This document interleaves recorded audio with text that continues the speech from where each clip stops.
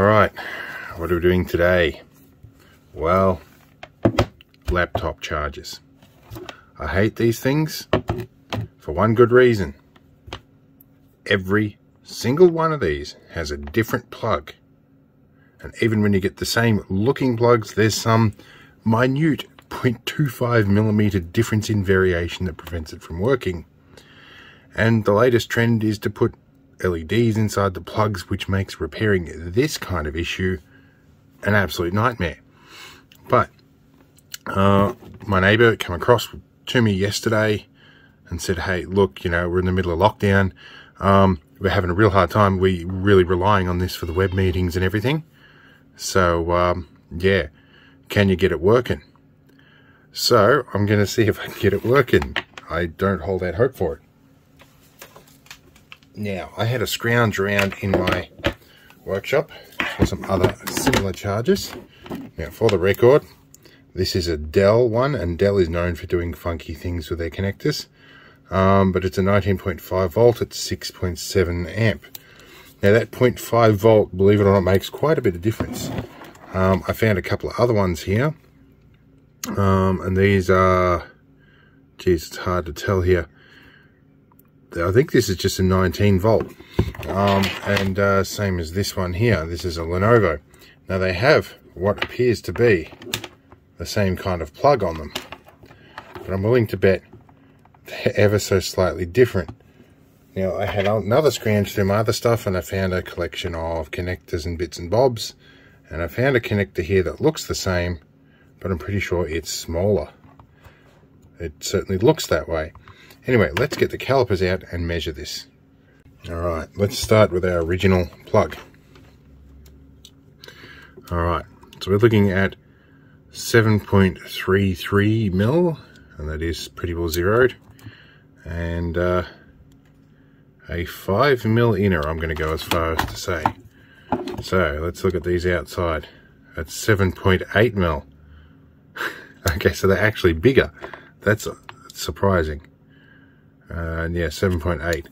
However, let's have a look at the inside. They are 5.49. So they are actually bigger. So neither of those are going to be useful.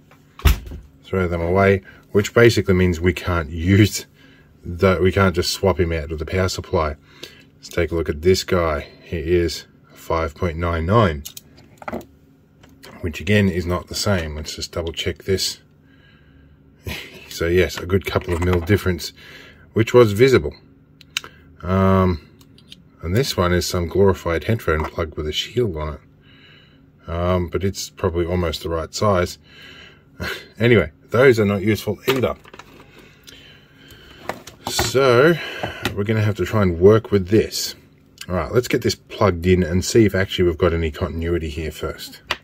Now, one scenario that is often the case with these is that the force required to break that connector has actually busted the socket in the laptop and not the connector. So, judging for the fact that this is lighting up blue, the LED isn't working.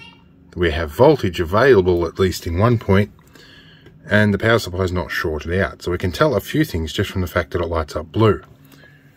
Let's stick this down and get our multimeter on the job and see if we have some voltage out. Got our backlight on. We're in 20 volt range. Let's see, and this will tell us what the polarity is as well, which will be handy. I don't know why there's 3 wires in a 2-pin plug. My apprentice is still yelling. She's got no internet at the moment. Now, let's see if I can put this somewhere where the camera can see it, so we can touch that center pin in there. Alright, so we might not have power to that center pin. Let me see if I can find a better way to make a connection to that. Alright, we found a clip lead here. Every time I hit that record button, my apprentice screams. I should probably go find out what her malfunction is. One moment. No, she's just complaining because she's got no internet, because she got banned from a game in Roblox for being a bully, and I pulled the internet pin. So, talking about pins, we might be able to make a connection using one of these guys. Actually, I've probably got a better option. Where are we? I have one of these thingies. These are the male ones, the female ones. Give me one moment. I have a big giant box full of these things. Let's see. That's one of the ones we want. We'll peel one of these off the edge. Right. Hoping that there will be just enough interference from this center pin with this that I can snip that on there. Now we can go 20 volt range. Now we can probably, how are we going to do this? Trying to find ways to interconnect all of these. That we can hold on that way we can jam in there. So, no power on the center pin by the looks. Oh, that is going to be a nasty, nasty job. Right, so we have determined that yes, power supply is okay. Plug probably isn't. Now, this looks like it's a molded plug, but there is a slight division in here that I may be able to separate.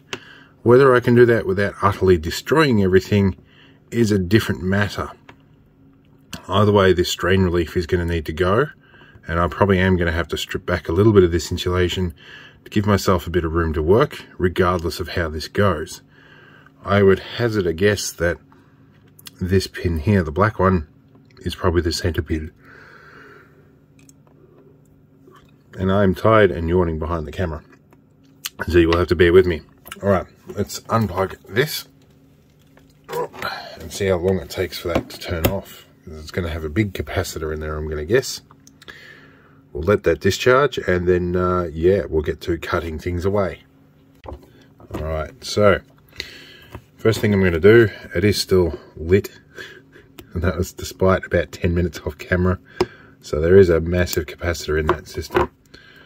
Alright, let's just get this strain relief out of the way to start with, and that will also give us an idea as to whether this was a modular plug or a molded one, and it looks like that was a modular that's been slid on after the fact. There's some of the broken light spreader plastic there, and from here we want to really carefully just work our way down some of this insulation here so we can get this open. That'll give us a little bit of room to work with that there, and I can put a heat shrink over that after the fact. Let's just try and clean this up a bit. Alright, that gives us a little bit of room for various reasons, and it also gives me the ability to look in the back of there and give me a bit of room to actually flex this around. Yeah, I'd say for that to pull out like that, there's definitely some sort of broken contact in there. Now, off camera here, I'm going to try some various tools and see if I can get this plug out.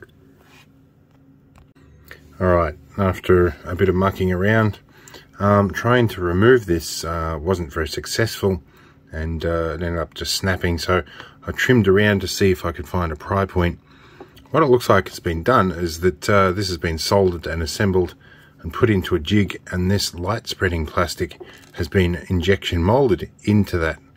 So for this plug, and I literally do not have any other plugs of that size, and replicating that is going to be really challenging. And given that they're not really paying for this, I'm going to have to make do with what I've got. So my drastic solution here is going to be to try and snip my way along this and peel that casing off and see what's going on in there. And because I suspect that like the copper's broken just inside that surface there, yeah, this is going to be a nightmare to try and fix this, but I guess at the moment they're without a functioning charger regardless. So yeah, worst case I'll end up buying them a new plug if I screw it up. That could be interesting. Anyway, I'm just going to continue off camera here because I need the time without the distraction of the camera to try and get this the outer casing off this plug, and from there we might have to rebuild it with some kind of heat shrink or plastic or something, I don't know. One thing I will do while I'm here is I'm going to mark the point at which that shroud comes to, because that will be useful information to know once that shroud's off, so that we don't make a plug that over or under inserts into the socket when we rebuild it.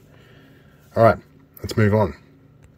Okay, we have the outer casing off after some manhandling, and my suspicion appears to have been correct that this was injection molded in here with some shocking soldering.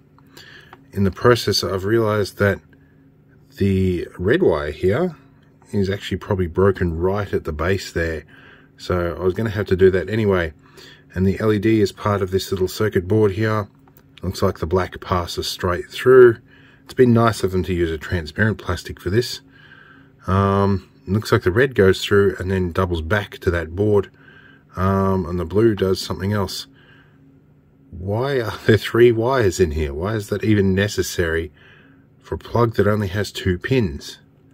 Unless there's some sort of thermal sensor in here or something, but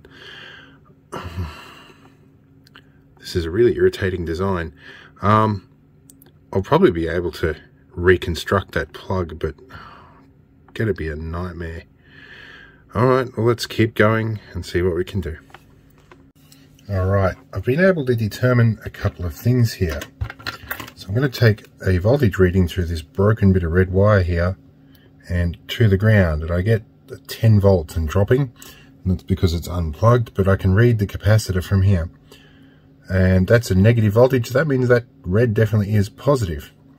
And it means that whichever one of these is a negative wire, I'm going to go with black, is connected to that. Okay, if we switch our probes and we take our red wire and we touch this bit of metal on the side here, it's connected to that, which means that tab should be connecting to this, and I'm getting continuity through everything. So that really says that that wire is connected to there. We've got some voltage happening here.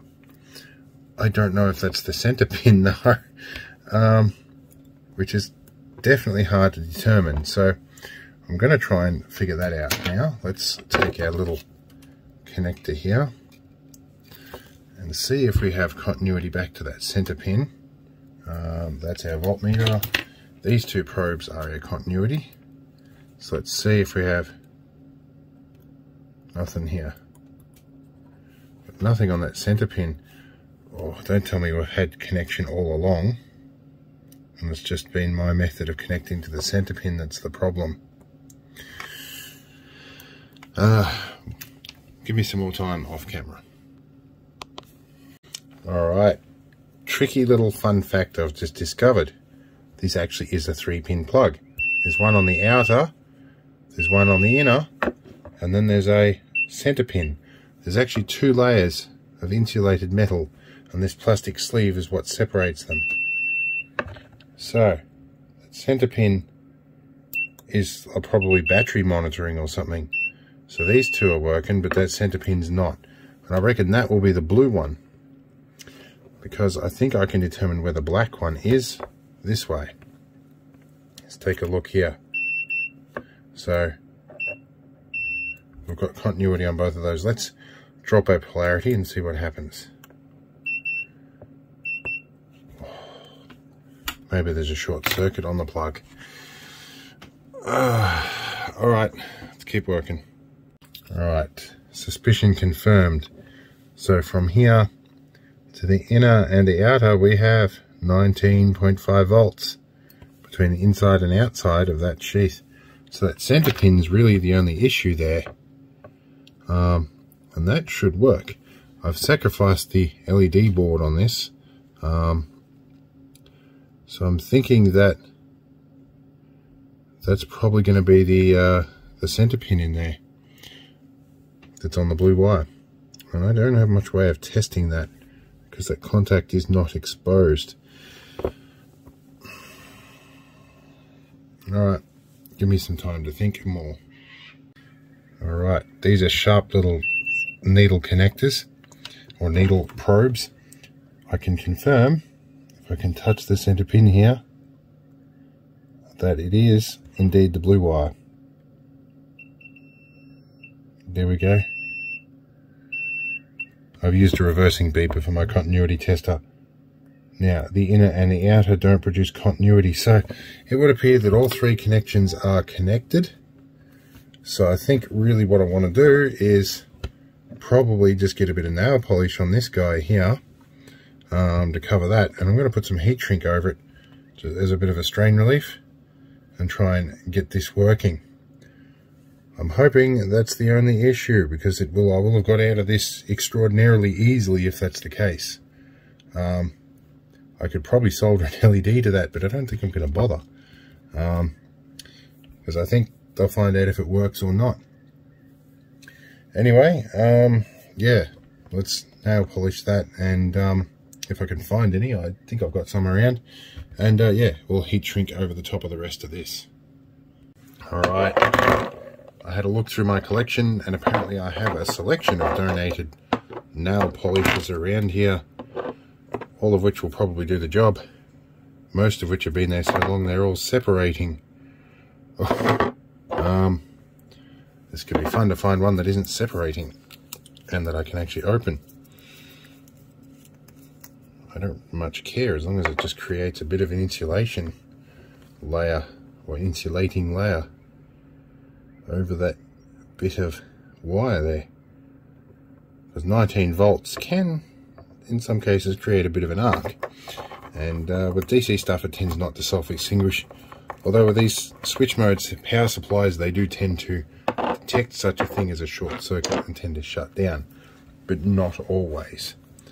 Alright, we'll let that dry for a couple of minutes and I will find some appropriate heat shrink. I might actually see if I can be fancy and whack an LED on those two wires there. I think I can expose enough to solder to it, and we'll get fancy and put the light back in. See what happens.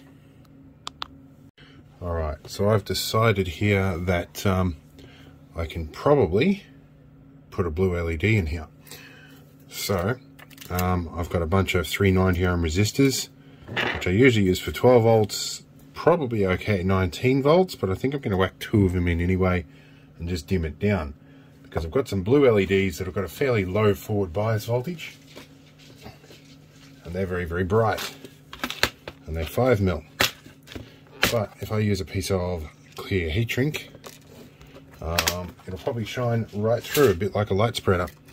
So what I'm going to do is solder some LED resistors to these, two in series, and probably one on each leg, solder it to this and see if it lights up, and hopefully we'll have something similar to what we originally started with. Alright, we have our LED down here with two resistors on it. We're going to dial up 19 volts here. So on our variable supply here, we're going to dial up to about 19.3, close enough. And we're going to hook on here, see if she lights up. So that should be more than bright enough to emulate what was there. Resistor's not getting hot. LED is not getting hot, well, not any more than the soldering iron made it anyway. And that's plenty bright enough to show that the thing works. Alright, now, where are we? Turn off variable supply here. So, yeah, let's get this soldered onto the back of the plug. Another thing I'm going to have to do off camera because it's tricky and I need to concentrate. Alright, I took the time to put some heat shrink on these resistors, solder it on, and mark the negative, which is coincidentally the black. Now let's plug it in. Okay, we have a blue light. Unplug, it'll sit there and discharge slowly. Right, now hopefully I should be able to put some heat shrink on there and make it work. Let's see if I've got the right type of heat shrink here. Or at least the right size. I have some transparent stuff that might actually coincidentally be about the right size. And my apprentice hasn't been in my tool kit. I might have some scissors of about the right quality to do the job. Get this guy on here. Slide that all over here. It's not going to look the prettiest, but should at least work, I'm going to guess. So this is going to be a bit of a challenge to get this on here, but we will make it work. And this is where that mark that I made earlier is coming in handy, although it's mostly rubbed off. That is about level with where it was. Let's take Mr. Stoner torch here, a bit of fan out. Let's change to a different camera angle. Should give you a better view of what I'm doing. And we'll start with the top bit because that's the most important. And then we will heat shrink all this down. We may even put a second layer on here just for security's sake, because this is not going to end up in my house, it's going to be somebody else's. So see if we can build that up a bit. I'll let that cool off, we'll put a second layer on, and then it might be okay. Alright, so we've got 2 layers of heat shrink on here. Shrunk, it's shrinky shrunk. We're going to do our final voltage checks. Make sure that everything works right. I'm not sure what that center wire's for. All I can think is maybe it's for temperature sensing on the battery or something. Now, multimeter to 20 volt range. We'll be pushing the boundaries of that. Negatives on the outside, our positive is just on the inside of here. We have 19.5 volts in there. Let's focus over on the voltmeter, will you? Thank you. So yep, we should have 19.59 volts there. I'm not sure what that center pin's meant to do, but it is indeed connected. That's the important bit. Our blue light tells us that the power supply is working. That should minimize the chance that it comes back to me going something's wrong.